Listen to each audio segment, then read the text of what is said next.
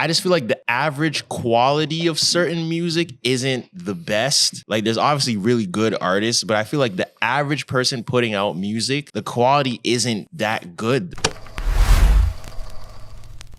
What is your message to these people in Toronto, to the artists? Like, what is the message, overall message? It could be to anybody. I would say improve, or not even improve. I would say focus on quality, because I feel like I don't know if it's people's friends or it's people themselves, where it's like, I just feel like the average quality of certain music isn't the best. Like there's obviously really good artists, but I feel like the average person putting out music, the quality isn't that good. Like, and there's no problem in like not being good. You could practice. That's what practice is for. But like, I feel like too many people decide they want to make music, and then, well, he didn't like the Jim Jones cover. Like that. Don't do that. We'll talk about that in a second. Go ahead, yeah. I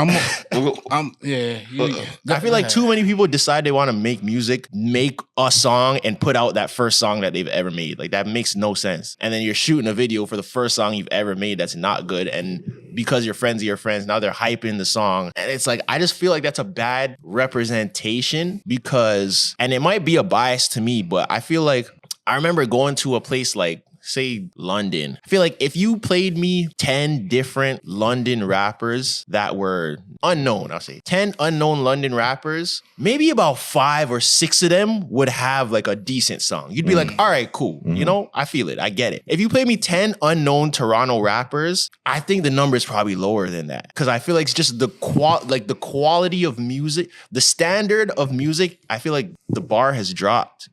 So like, that's why I don't even really listen to a lot of Toronto artists or Toronto music. There's a couple. I like dudes like Friyie. Friyie is really good. Wave Montega, he's good. But and then you could tell these are people that care about the music. They take time in the music. They want to make sure the production's good. They make sure their quality's good. They're making sure they're in the key of the song that they're making. You know, like I feel like just people just don't care enough. Yeah. You know, and then people are promoting the trash music. I'm gonna answer your question. I'm gonna tell you what fucked it up. Instant gratification. Think about it. They lied and sold this image like, yo, all we gotta do is make a song, drop it, make the video, drop it, and we on.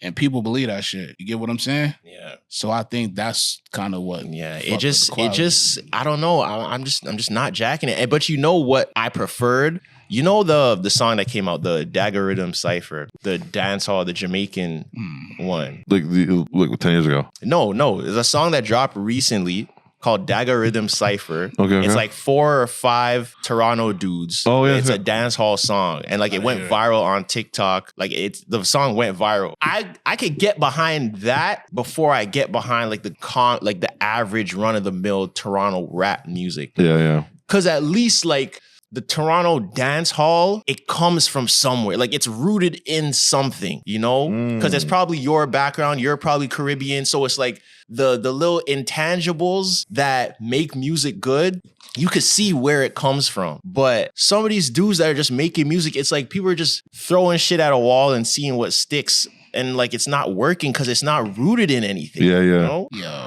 Yo. That's actually a great answer. Yo. That's the thing. That's why I feel like there should be way more Toronto dance hall music. Yeah, you're right. It just makes sense. Yeah. We love it. We've heard it our whole lives, so we know how to make it and know how to make it sound good. And now it's proven that it can work. So why, like? I know there should be like a Toronto stop, like for all the like dance hall. Yeah, we should have a lot more dance hall artists. Yeah, there should be a lot more dance hall art. It doesn't have to all be just trap music. Yeah. Trap music. We don't need. We don't need that. Yo, son. You want to know why I just tapped him like that? Because you actually brought up the point of when he asked me like, what does the Toronto hip hop, like, what does that sound like? And I gave him my examples.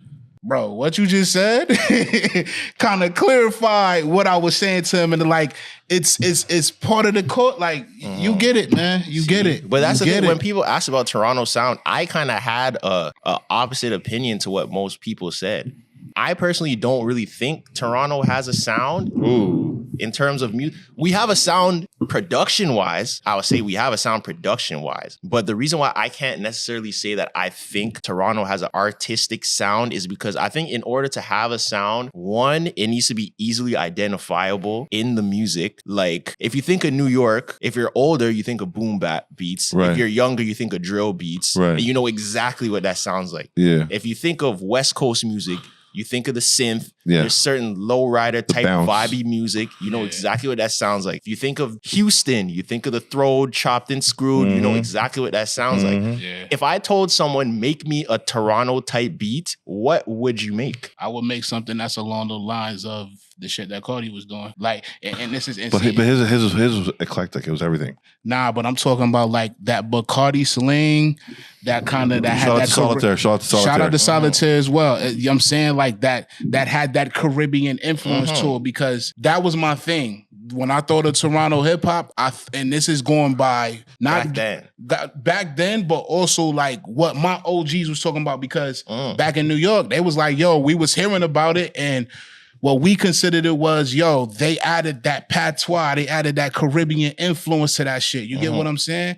But my thing is, if you don't really know, then you wouldn't understand. You get what I'm saying? Yeah. But the thing is, I agree with that, where it's like that era, I think there was a sound. But I don't think how dudes are rapping now? today is that. Yeah, I'm talking about like now. Like Now? today, Okay. Yeah. I don't think that like the sounds of those other cities have carried through the years to where people now are still making that same type of sound. I don't think people aren't making that type of sound. I completely agree that was a Toronto sound. But the thing is, it still could be. It's just that a It lot of could people, be, the people abandoned. They took what was working and they abandoned that shit. You get what I'm saying? Because think about it, New York City did the same shit. They abandoned the boom bap, and then it was like New York drill. You get what I'm saying? And then it was upstate New York, like Rochester and Buffalo, where I'm from, that picked that sound back up. And all those yeah, guys. exactly. Shout out to Griselda. Yeah. But you get what I'm saying? So my thing is, it can still be prevalent. It's just that motherfuckers got to understand where they come from to see where to take it and where to go with it. Yeah. But my second point for, I think, why it's tough to say there's a sound is I think in order to have a sound, there needs to be a lot of people, or at least like a good amount of people that are executing it at a successful rate. So like you said, like the boom bap stuff, there's people that are doing it and it works. There's people that are doing drill and it works. Yeah. There's people that are making the West Coast music, even if it's just in that region, and it works. Like multiple people. You can name 10 people that have the same type of beats that make the same music, and that song has popped, even if regionally. Yeah. I can't really name 10. You can name a couple, but I can't name 10 Toronto rappers that aren't like the top of the top that have made music that sounds similar that has worked over the last 10, 15 years. You get like